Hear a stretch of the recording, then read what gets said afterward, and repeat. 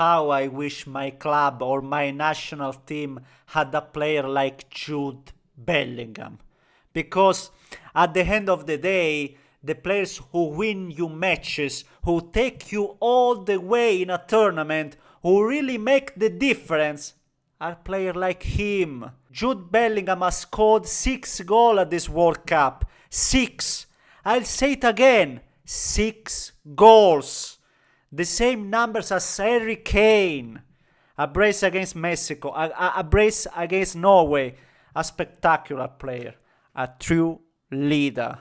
And he also showed his personality off the pitch by responding to his manager. And personally, I would have preferred him to tone it down just a little bit. But once again, I want to underline the character of this player, because we're talking about someone with personality to spare.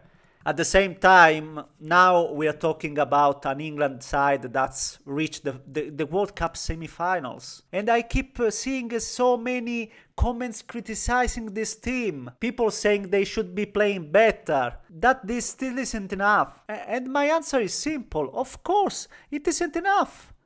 You always have to demand more. Yes, but if you reach the semi-finals of this competition, the biggest and the same time the hardest tournament in the world, it's because you've shown real character. Full stop. Okay, my friends, I'm Neschio and this is Beyond the Calcio. As always, I'd like to ask you to leave a like and subscribe to the channel if you'd like to support me. As I already said many times, at this early stage, your support means absolutely everything. And I really have to thank you, because you're helping me with amazing comments and so many subscriptions. Honestly, I never expected this. So, once again, thank you. Thank you from bottom of my heart. And now, let's get back to England against Norway. I'd actually start with the quality of the opposition. Because if we don't talk about how good Norway really are, then we don't give England's victory the credit it deserves. Yes, guys, Norway are a strong team, a very talented team, because so many people wrongly, in my opinion, of course, talked only about Haaland before the match. And let me say this straight away, Haaland barely touched the ball. I repeat it, England didn't play their best football, they still have defensive issues, okay, but Haaland barely had a kick, just a header, if I remember correctly, in the first half, and then absolutely nothing. That also says something about England's defensive performance, or not, because maybe it isn't as bad as some people think if one of the three best strikers in the world doesn't even get the chance to play his game. But, as I said before, Norway are much more than just Haaland.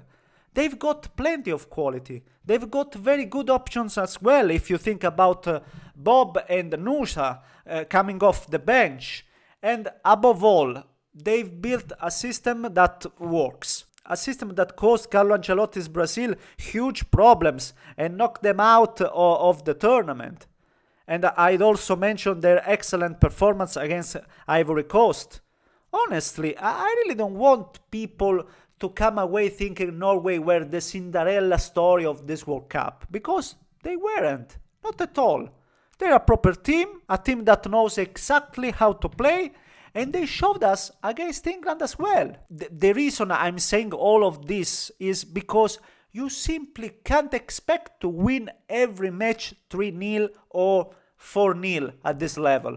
It doesn't happen. And apart from France, I don't see any perfect teams. Actually, I'm not even sure France are perfect, because if you meet them in a final, yes, anything can happen. And let me say also this, I completely agree with Bellingham when he says you have to win the ugly matches as well. The strongest teams, the real teams, are the ones that don't fall apart when things become difficult. Instead, that's when a champion produces something special, just like Bellingham did yesterday. Now, don't get me wrong, I'm not just taking Jude's side here, not at all. I actually think Tuchel is right to demand more. He's right. He's right to keep pushing his players and raising the standards all the time.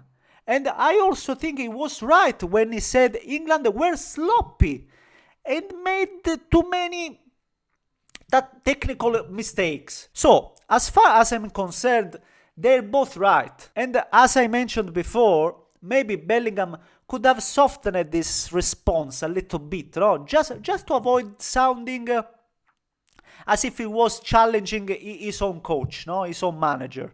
But in my opinion, that's what happens when you have people with huge personalities. And I think both Tuchel and Bellingham have that in abundance. Now, going back to my glass half full or glass half empty comparison, I still the glass filling up more and more, simply because I wasn't expecting this level of character. I'm seeing a mature England, a focused England, and I honestly think the semi-final against Argentina will be spectacular.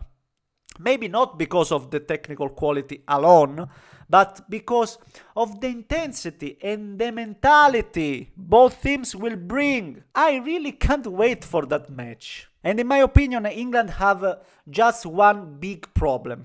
And as I said in my previous video, England still have to improve at defending set pieces. That remains their biggest weakness.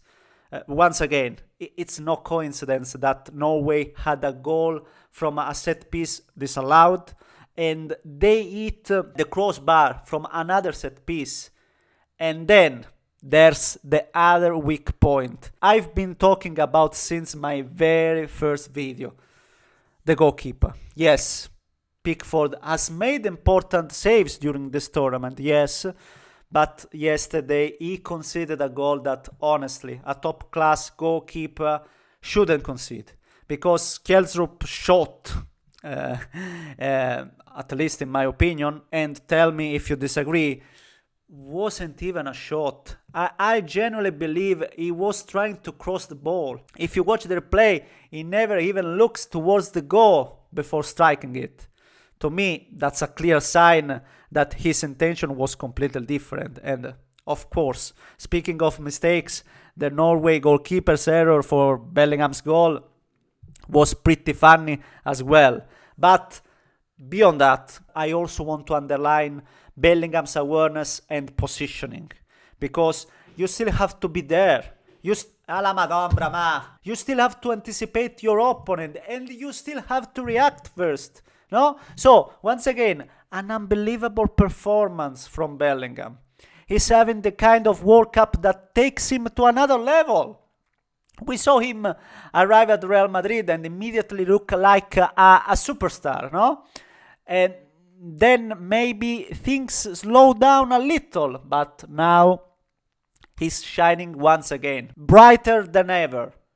And honestly, players like this make me fall in love with football. When I watch players like Jude Bellingham, I'm happy. When I watch football played like this, I'm happy. Because for me, Bellingham is football, real football. And anyway, to finish, as I've been saying from the very beginning, I truly believe this England team can go all the way. They can reach the final. And once you're there, why shouldn't you believe you can win it? But first comes Argentina. And against Argentina, England will have to raise their technical level. I agree with Tuchel. Because in terms of character, the Argentinians are just as strong, probably even stronger. So England have to improve technically. I repeat that, as Tuchel himself said, they can still move the ball quicker and play with greater accuracy. But that's everything from me. And now, of course, the ball is in your court. And I want to hear your thoughts. And the question is, England have been waiting 40 years for this match. Will they finally get their revenge on Argentina?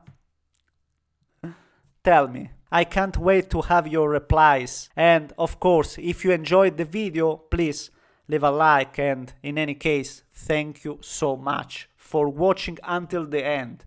A big hug from Nescu. Ciao.